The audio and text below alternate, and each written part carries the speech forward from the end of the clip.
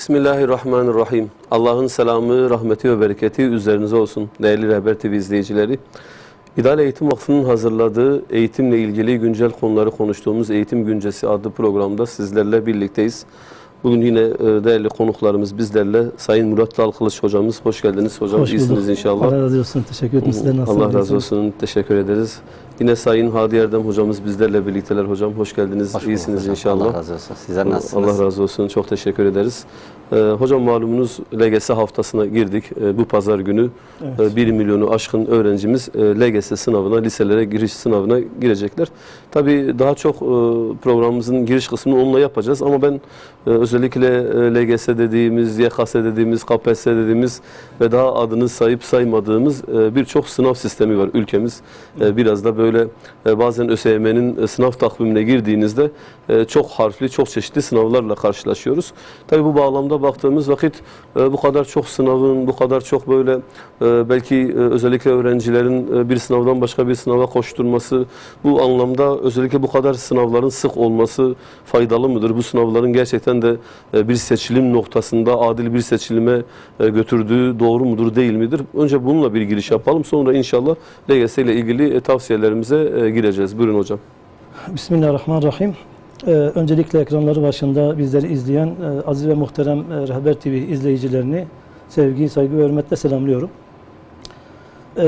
Ve özellikle 5 Haziran Pazar günü LGS sınavına girecek olan ve sayıları 1 milyonu aşkın olan çocuklarımızı, öğrencilerimize Allah-u Teala yar ve yardımcısı olsun diliyorum.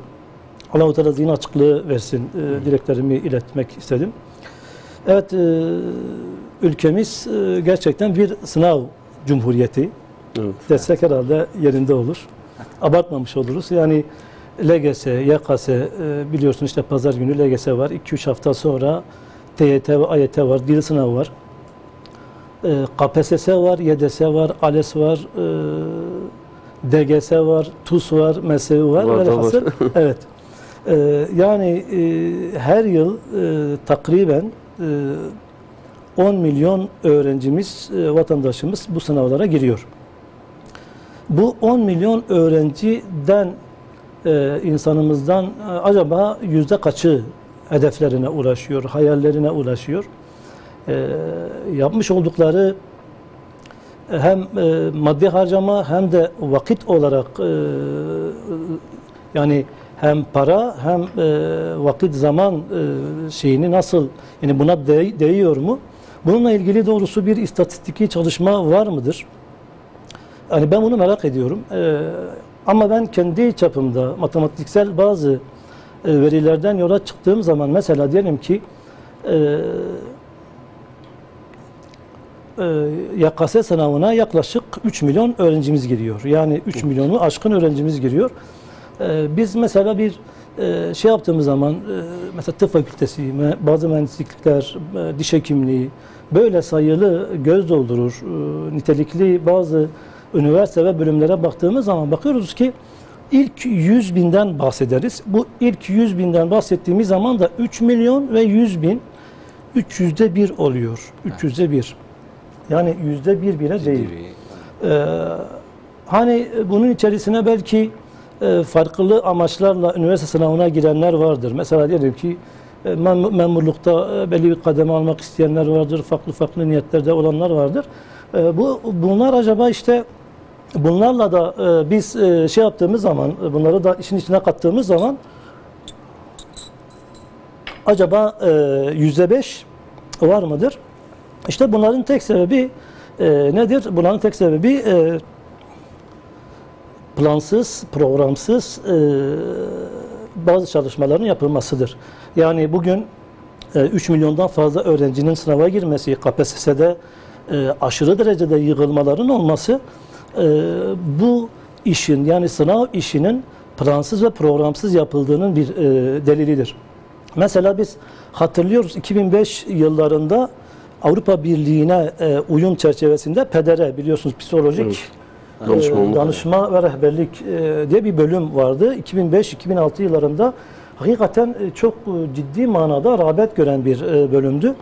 Tabii biz o zamanlar öğrencilerimize şunu söylüyorduk. Diyorduk ki Evet, bu bölüm belki bu yıllarda çok şey olabilir, çok cazip olabilir, çok böyle popüler olabilir ama bir 10 sene sonra bu bölüm aynı cazibiyeti acaba muhafaza edebilecek midir? Şu an günümüze geldiğimiz zaman bakıyoruz ki ihtiyacın azalmasından dolayı, mezunların hayli fazla oluşundan dolayı artık pedere bir ihtiyaç kalmamış. Hatta hocam ben şöyle bir parantez açmak istiyorum. Özellikle hani 10 yıl sonrasını dediniz ya. Bazen 10 yıl değil, 1 yıl hocam. Evet. Mesela Türkiye'de hepimizin bildiği malum bakan geldiğinde işte sistemi sil baştan değiştirir. Evet. Diyelim ki işte mesela okul öncesi ile ilgili eski bakanın bir işte diyelim ki yaklaşımı vardır. Gelen yeni bakan bakıyorsunuz ki buna tümüyle karşı çıkıyor ve artık okul öncesi sınıflarını açmayacağız diyebiliyor. Evet.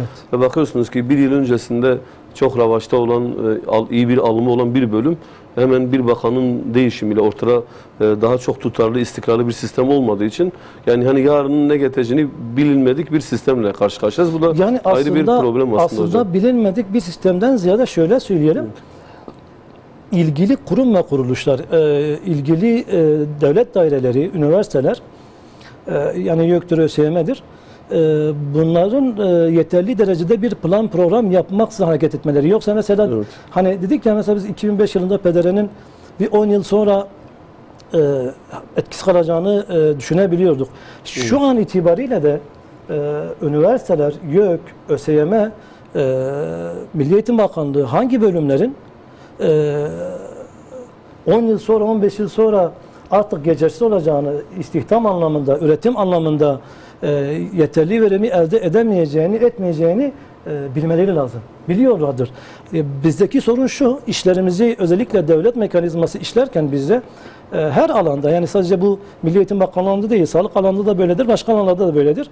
Plansız ve programsız çalışıyoruz, günübirlik çalışıyoruz. Şanslara endeksli bir sistem işi oluruna bırakmışızdır.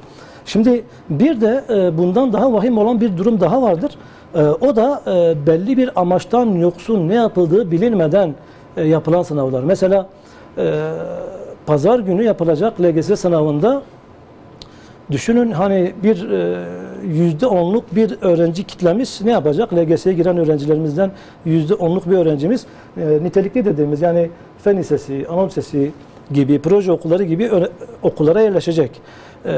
Peki ya %90'ı? Yani bu %90'la ilgili insan yorum yapmaktan kaçınıyor. Yani ne diyeceğini bilemiyorsunuz. Yani beraber bir anne baba da yani oraya gitmeyince de artık gözlerini kapatıyor. Yani çocuğuyla ilgili bir karar da alamıyor. Evet. Gitmeyince ne olacak? Bir gitsin bir 4 sene okusun ne yapacağız yani, gibi bir yani dediğiniz gibi mesela gibi. Anne ve babanın hassasiyetiyle davrandığınız zaman mesela anne ve baba ne yapar? Kendi çocuğunu bir birey olarak kendi çocuğuna gereken önemi, değeri verir. Dolayısıyla da iktidar, muhalefet, devlet dediğimiz mekanizma ve güç her öğrenciyi önemseyecek şekilde bir formül oluşturması gerekir. Aslında hocam bazen, bu okulların türleriyle ilgili de şimdi biz yani üniversite okuduğumuz yıllarda hani malumunuz birinci öğretim, ikinci öğretim dediğimiz bir sistem vardı. İşte birinci öğretim sabah gelen öğrenciler, ikinci öğretim ise akşama doğru gelen biraz da okula herhangi bir bu anlamda ücret veren öğrencilerin olduğu bir sistemdi. Tabii o dönemlerde şöyle derlerdi, normal öğretim derlerdi birinci öğretime. Evet. Sonra ikinci öğretime de biz anormal öğretim miyiz şeklinde bir yaklaşım vardı. Evet. Bu okullarımız da ilk hocam özellikle birkaç yıl sonra, birkaç yıl önce işte nitelikli okullar dediler. Evet. Otomatikmen devlet ağzıyla, devlet ağzı resmi bir şekilde aslında bizim okullarımızın %10'u niteliklidir. Dolayısıyla geriye kalanlar niteliksizdir şeklinde bir kavram üzerinden dahi yanlış inşa edilen bir eğitim algısı. Bakın bu pandemi sürecinde bizim gördüğümüz, şahit olduğumuz bir gerçek, bir realite oldu. Meslek liselerinin ürettiği ürünlerin Avrupa devletlerine yurt dışına ihraç edilecek nitelikte ürünler elde ettiklerini. Ve bu alana duyulan ihtiyaç ortaya çıktı belki de en önemlisi. Ve bizim öğrencilerimizin, bizim çocuklarımızın, gençlerimizin meslek liselerini nedenli aktif, yani onların yolu açıldığı zaman onlara gerekli bir imkan verildiği zaman onların ne tarz bir ürün elde edebileceklerini gördüler.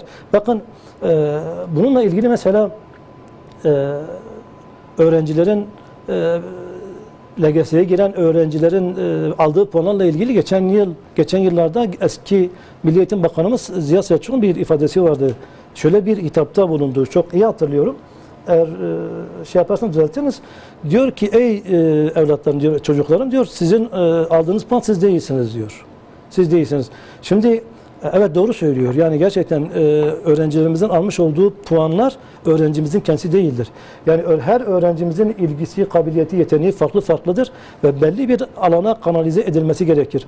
Ama biz uygulamaya baktığımız zaman yani çocuk okul tercihinde bulunup bir liste oluşturma aşamasına geldiği zaman o aldığı puan üzerinden ona muamele ediliyor. Yoksa yani bu iki durum arasında gerçekten trajikomik bir yaman bir çelişki vardır. Onun için biz sürekli şunu söylüyoruz, diyoruz ki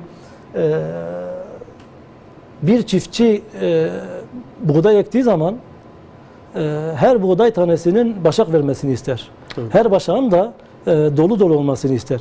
Onun için de biz de evlatlarımızın, çocuklarımızın son ferdine varıncaya kadar verimli bir şekilde yani istihdam edilebilir, onları yetiştirip geliştirebilir bir yola sokmamız lazım. Bunun da sürekli dile getirdiğimiz bir şeyi vardır, durumu vardır, bir hiyerarşik sırası vardır. Biz diyoruz ki ilkokul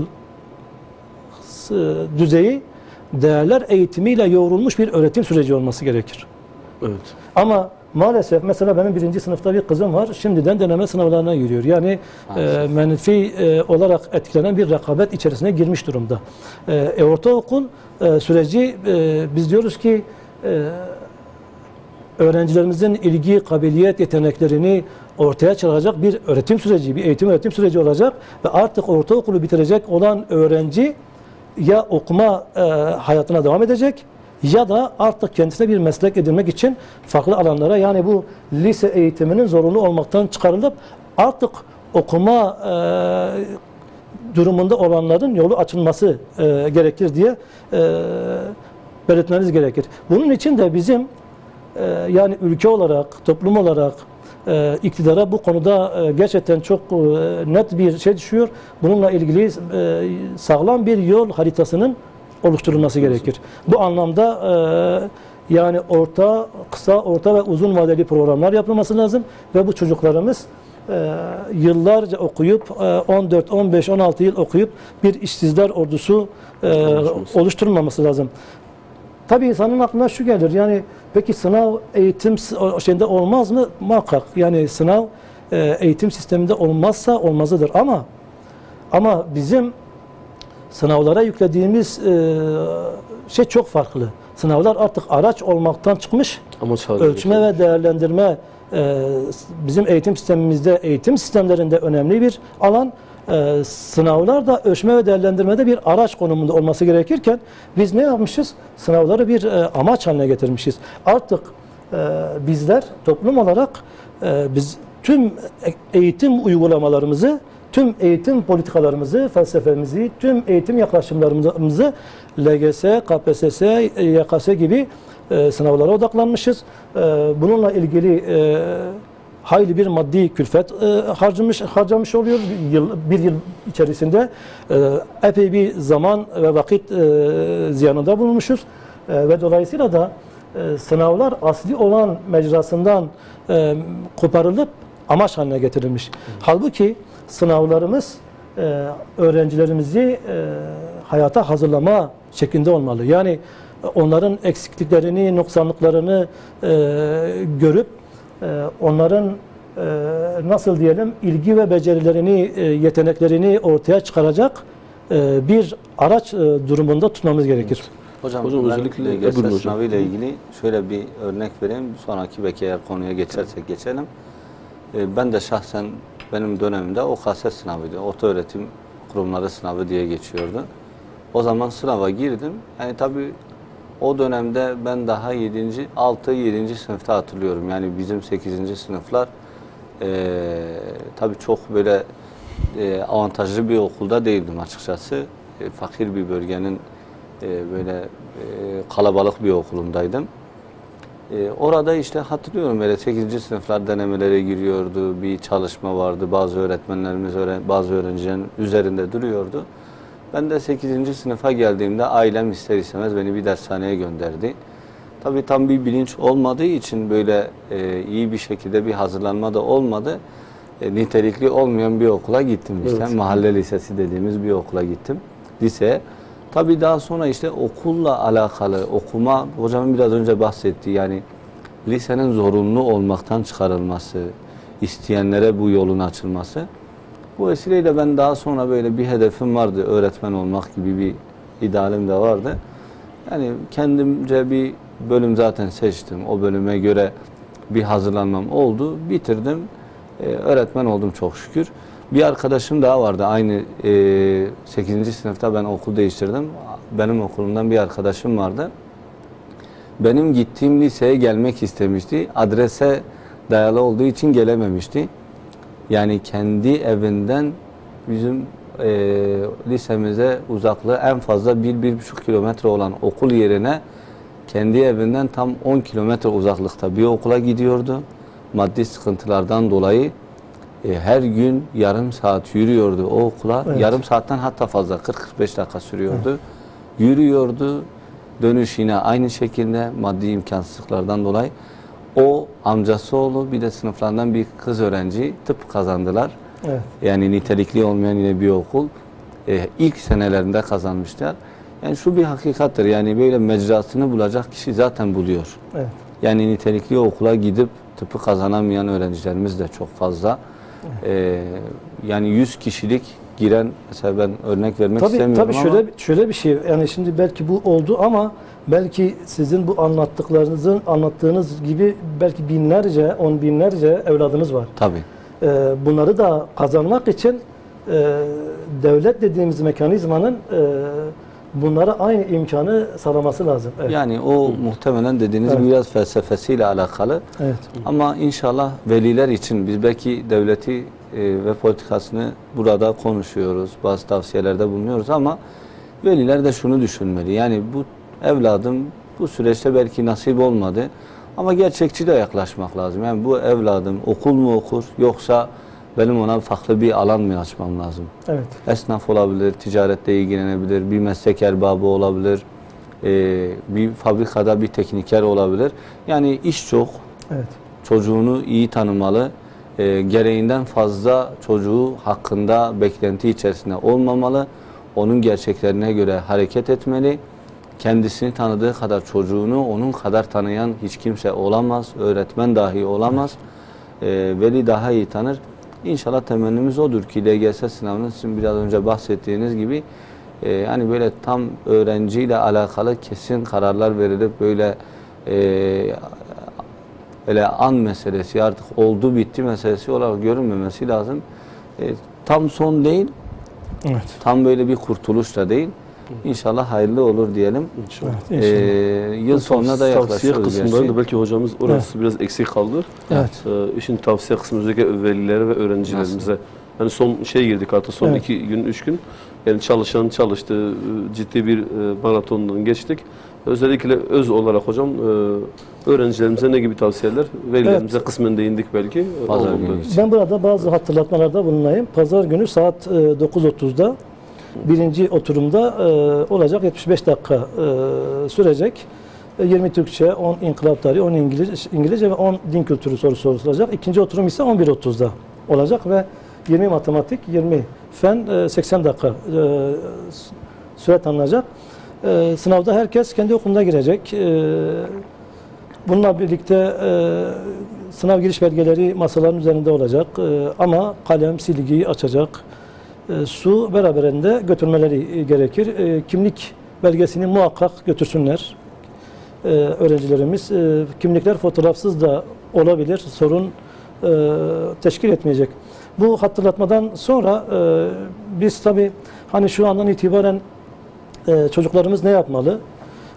Hani belki yarın veya en fazla Cuma gününe kadar deneme çözmeye devam etmesi gerekir. Bu deneme çözerken de Özellikle son yılları çözmesi belki ona fayda da evet, getirir. yani son yıllar olsun, son çıkmış sorular olabilir. Ama şunu muhakkak yapsınlar. Sanki sınavdan önce yapılmış bir provaymış gibi. Yani gerçek sınava giriyormuş havasıyla. alsınlar, değil mi? Evet, ciddiye alsınlar. Yani her denemeyi bir gerçek sınav gibi o denemelere girip gerçek sınava da sanki bir denemeye giriyormuş rahatlığıyla girmiş olurlar. Bu konuda bu süreçte belki hem ailelerde hem de çocuklarımızda ciddi manada bir sınav kaygısı oluşabilecektir. Sınav heyecanı meydana gelir ki bu da çok doğaldır, çok normaldir. Evet, gerçekten insanın duyguları, insanın davranışlarına yön verecek güçtedir. Ama bu duyguları yönetebilmek lazım. İnsan bazen bu duyguları çok yoğun yaşayabiliyor. Bu günler de o günlerdir. Yani sınav yoğunluğu da, sınav kaygısı da aynı şekilde duyguların yoğunlaştığı bir zaman dilimidir. Bu duyguları yönetebilmek lazım. Şimdi kaygı olmazsa öğrenci motive olmayacaktır. Evet. Zamanını iyi kullanamayacaktır. Düzenli bir çalışma içerisine giremeyecektir. Dolayısıyla da kaygısız olmaz, heyecansız olmaz bu işler. Ama aşırı kaygı olduğu zaman odaklanma sorunu olacak ve öğrendiklerini kullanabilmeyi sağlıklı bir şekilde yerine getiremeyecektir. Dolayısıyla bu 3-4 günlük süreci özellikle aileler çocuklarına gerçekten destek vermeli. Ailelere burada çok büyük bir görev düşmekte. Çünkü aileler kaygılanırsa, aileler heyecan yaparsa, aileler paniklerse kaygı dediğimiz olay duygusal, bu duygularımız bulaşıcı bir hastalık gibidir. Hemen başkasına geçer. Yani siz yanınızdaki birisi heyecanlandığı zaman siz de heyecanlanırsınız. Korktuğu zaman siz de o korkudan etkilenirsiniz. Dolayısıyla aileler artık sona gelinmiş bu süreçte artık çocuklara onları rahatlatacak, onların artık ben sana inanıyorum, sen yeteri kadar çalıştın, emek verdin. Dolayısıyla da bu emeğinin karşılığını alacaksın. Almasan bile bu yolun sonu değildir. Bunu bir ölüm kalım meselesi haline getirmemek gerekir. Dolayısıyla da bu süreci biraz daha öğrencilere rahatlatma süreci olarak şey yapmak lazım. Bunu yaparken şuna dikkat etmek lazım. Biliyorsunuz teknoloji, dijital materyaller bizim hayatımıza çok girmiş. Öğrenciler belki sınava girecek olan öğrencilerimiz belki bu sınav kaygısını ve heyecanını bastırma adına ailelerinden işte teknoloji kullanma şeyinde olabilirler. Bunu yapmasınlar. Çünkü ekranlar, dijital ekranlar çocuklarımızın zihinlerini olumsuz yönde etkileyen faktörlerdir. Evet, belli bir zaman diliminde bu yani akıllı telefon, internet bunları belli kısıtlı bir süre kullanabilirler. Ama sırf öğrencinin sınav kaygısı onda yok olsun veya heyecan onda gitsin şeklindeki bir gerekçeyle de bu malzemeleri çok fazla kullanmaları gerekir. Heyecan dediğimiz olay unutmamak gerekir. Çalışan öğrenci sınav arifesinde heyecanlanır. Anormal olan aslında kişinin heyecanlanmamasıdır.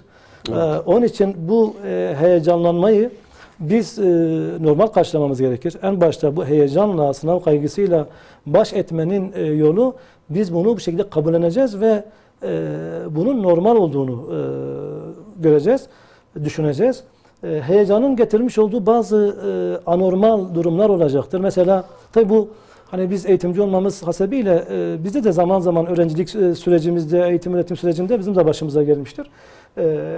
Heyecanlandığımız zaman acaba ben öğrendiklerimi işte unuttum mu diye bir kaygı oluşur. Böyle durumlarda öğrenci hemen eline soru bankasını veya bir deneme alsın, 3-5 soru çözsün. Gerçekten de bir unutkanlık sıkıntısı yaşamadığını görecektir ve rahatlayacaktır. Bunu 2-3 defa yaptığı zaman ben inanıyorum ki çocuk artık o şeyden, kuruntudan kurtulacaktır. Aşırı etkinlik, ağır etkinlik çocuğu yoran etkinliklerden kaçınmak gerekir. Özellikle sınav akşamı arefesi. Evet, diyelim ki sınav pazar günü, cumartesi günü velilerimiz çocukları böyle bir işte hava alsınlar, bir Evet. böyle şey olsunlar diye çok yorucu aktivitelere, işte gezilere, pikniklere götürmeleri, farklı Evet. farklı yiyecekleri vermeleri de bu anlamda Geçen sıkıntılı. yılda hatırlıyorum bir ilimizde şöyle bir durum olmuştu. İl dışına çıkarılmıştı. İl dışından dönüşte tabii uzun bir yolculuk yapmıştı çocuk.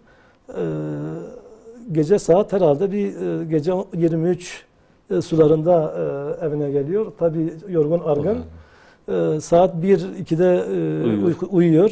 Sonra Türkiye'de işte ilk %1'e girecek olan çocuk %3'e, %4'e girdiği söyleniyor. Dolayısıyla da ağır gelecek, yani yorucu etkinliklerden kaçınmak gerekir. Bir de öğrencilerimiz özellikle sınav esnasında, yani bu süreçte ailem ne der, çevrem ne der, beni nasıl değerlendirir gibi kaygısından uzak durması gerekir. Bu konuda aile ona yardım etmesi gerekir.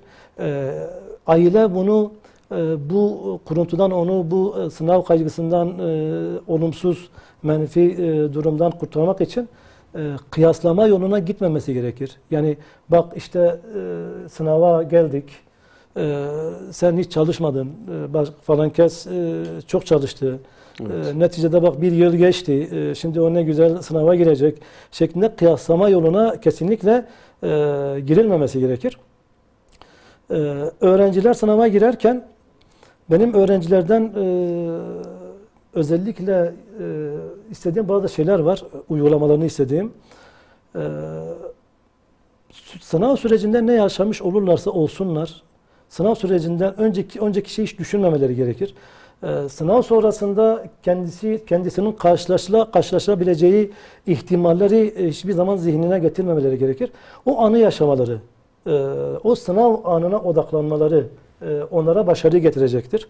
Yani tamamen geçmiş ve gelecekte kalmamaları, yani o zaman dilimi bırakıp soyutlanıp o anı yaşamaları gerekir. Dolayısıyla öğrenci buna benzer bir şey de şunda olur. Mesela öğrenci bir soruyu çözüyor, çözemeyince akıllı soruda kalıyor. Ben onu işte çözemedim diye. Halbuki evet, morali de bozuluyor. Halbuki öğrenci soruyla inatlaşmamalı. Soruyu çözemediği zaman sorunun hemen bir başına bir işaret koyup hemen sonraki soruya geçmeli ve o sorunun hakkını vermeli. Yani ne önceki soru ne de sonraki sorularla ilgili zihninde herhangi bir yorum, düşünce geçmemesi gerekir. Salt çözdüğü soruya odaklanması gerekir. Hocam onunla ilgili ben bir ara girmek istiyorum. Daha önce sınavlara girmiş öğrencilerimizin çoğunun anlattığı bazı tecrübelerden bazı yıllar sınav biraz daha ağır olur, sorular biraz daha zor olur. Evet. Diyelim ki kimi yıllar matematiğin ortalaması, örnek diyorum 20 iken bazen onlara kadar düşer, örnek diyelim başarılı öğrenciler için. Şimdi öğrenci sınav esnasında zor sorularla karşılaştıkça, işte çözemediği soruları herhangi işte bir daire alıp geriye bıraktıkça ve bu soruların sayısının arttığını gördükçe ayrı bir heyecana girer. Panikler. Ve şu an işte yapmam gereken soruların, yapamadığım soruların sayısı artmış diyecek. O esnada şunu düşünmesi lazım.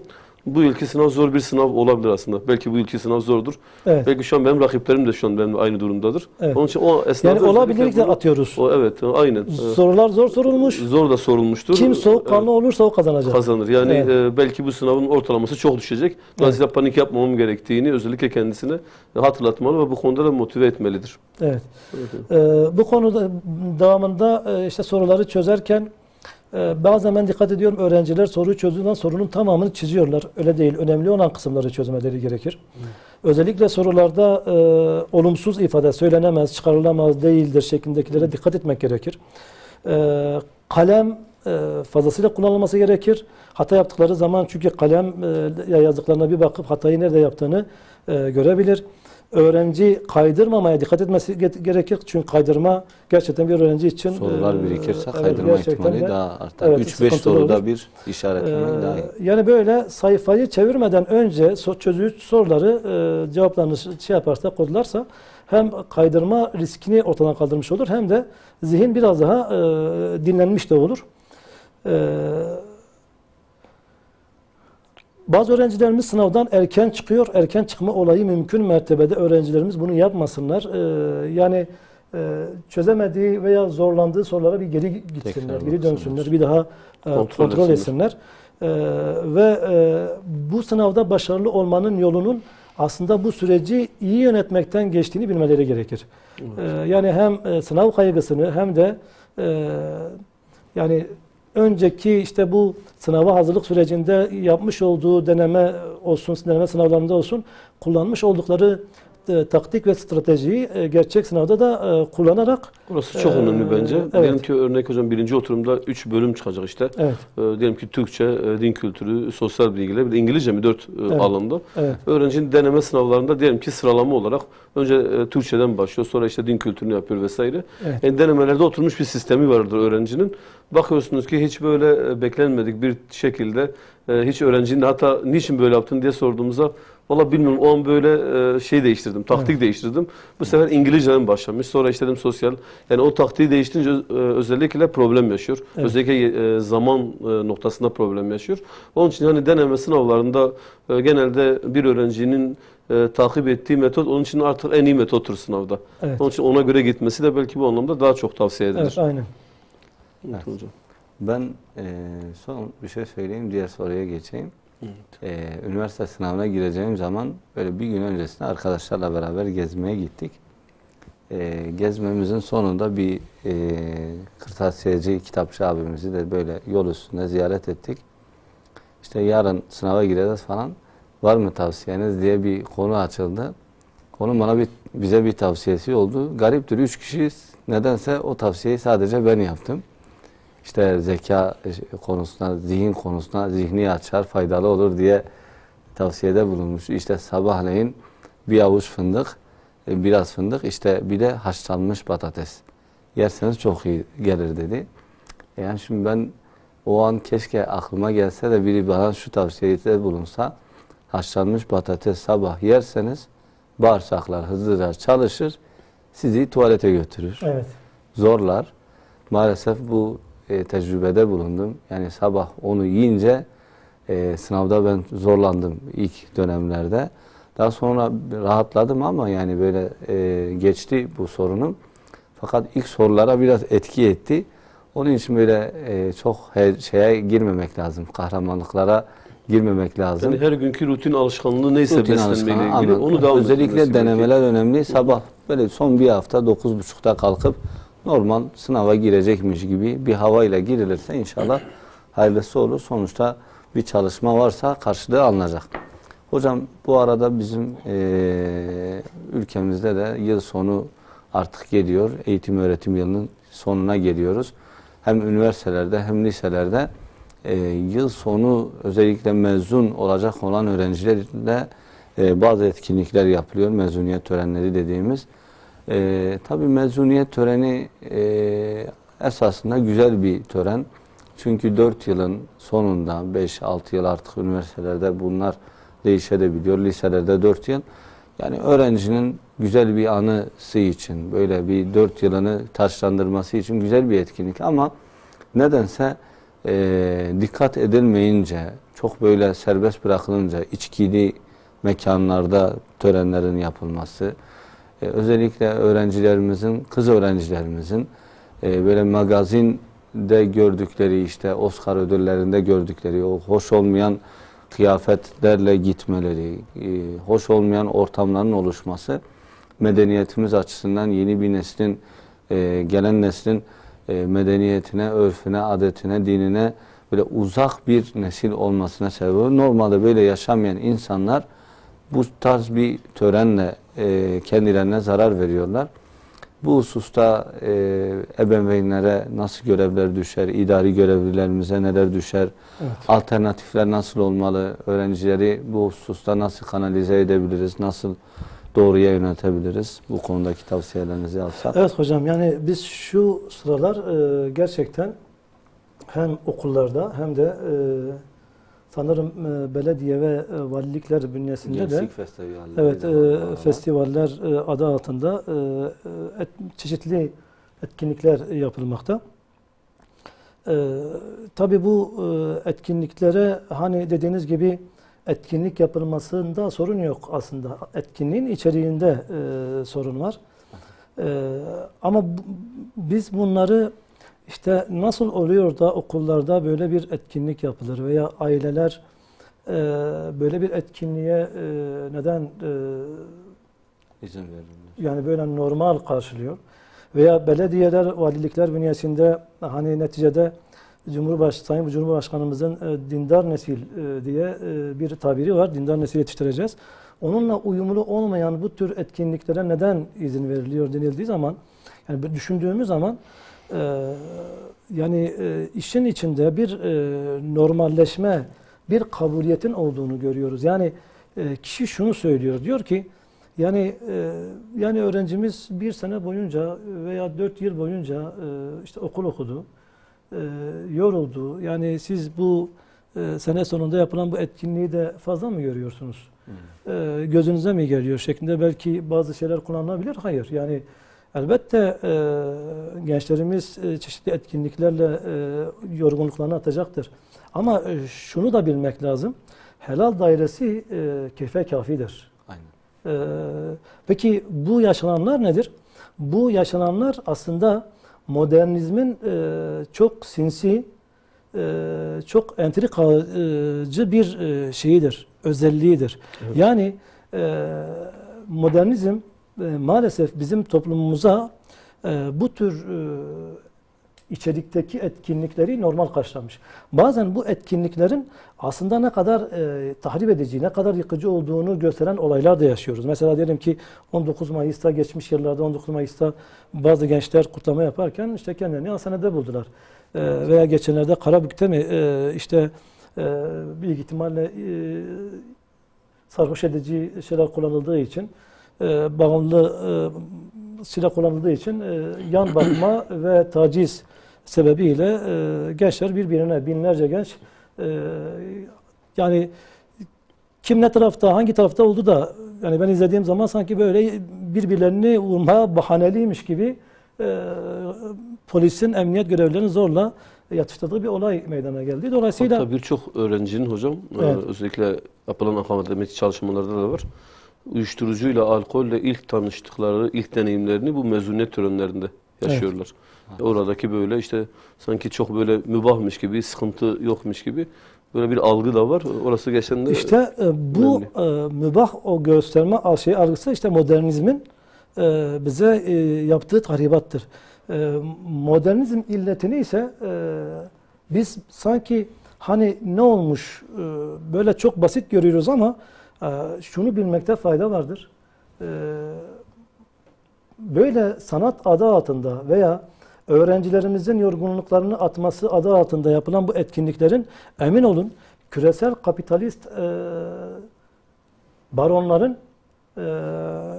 projeleri olduğunu bilmemiz gerekir. Yani bu vesileyle düşünün biz gençlerimizin, toplumumuzun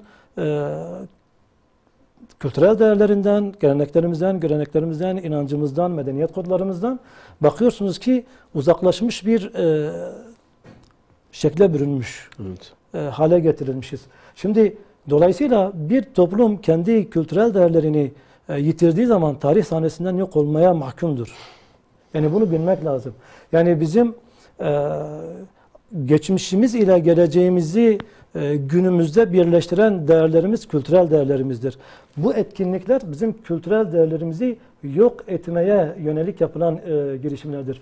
Yani bunun küresel emperyalizmin birer projesi dahilinde yapıldığı, çok da masum olmadığını bilmemiz lazım. Öncelikle aileler olarak, toplum olarak, okul yöneticilerinin, mülki amirlerin, ülkede idari görevde bulunanların bu tür etkinlikleri kanıksadıkları, kabullendikleri, normal gördükleri bu tür etkinliklerin aslında çok tehlikeli olduğunu bilmeleri gerekir. Hocam aslında geçenlerde mesela Eskişehir'de hocam sözünüzü kestim, kusura bakmayın. Yani bir şehirde aynı ülkenin aynı kanunlarla yönetilen bir şehrinde yine aynı şekilde içkili işte hiç böyle gelecek nesillere yakışmayacak tarzda yapılan bir etkinliğe bir vali izin veriyor. Evet. Ama Eskişehir valisini burada tebrik de etmek lazım. Linç edilmesine rağmen sosyal medyada ısrarla bu etkinliğe izin vermedi. Evet. Ve bu anlamda özellikle gençlerin uyuşturulmasına, gençlerin bu anlamda zihninin bulanmasına da izin vermedi. Sadece dolayısıyla bir vali bu anlamda bu kanunlarla bu ülke yönetiliyorsa, bu anlamda kendisi izin vermiyorsa, bir problem olmuyorsa aslında diğer valilerimiz için de, diğer mülki amirler için de bu bir örnek teşkil etmesi lazım aslında.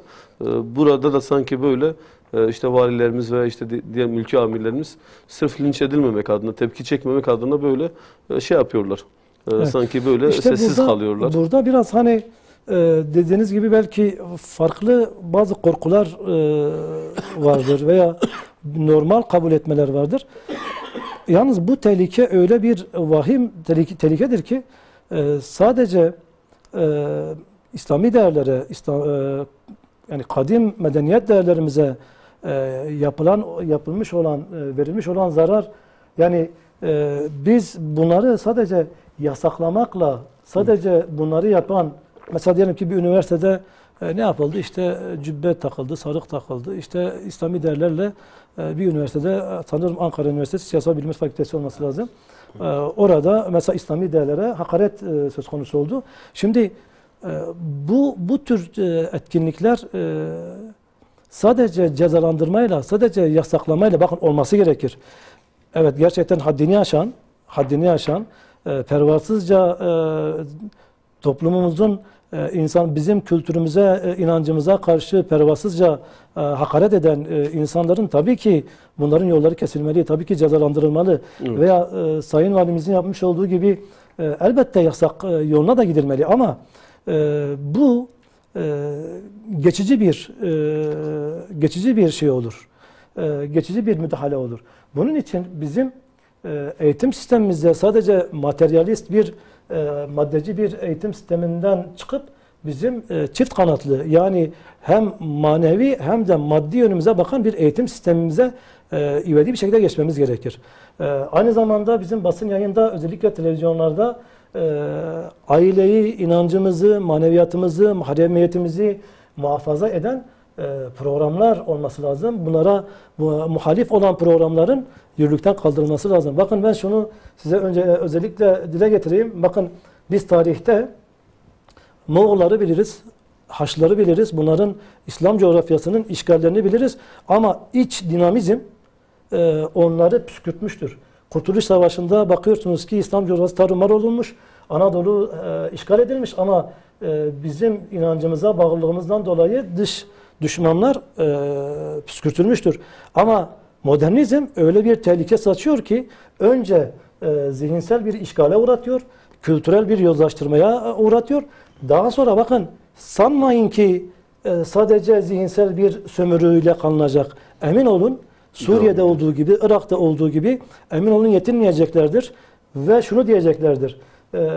Türkiye toplumu bunlar kültürlerini yitirdiler, özbenliğini yitirdiler.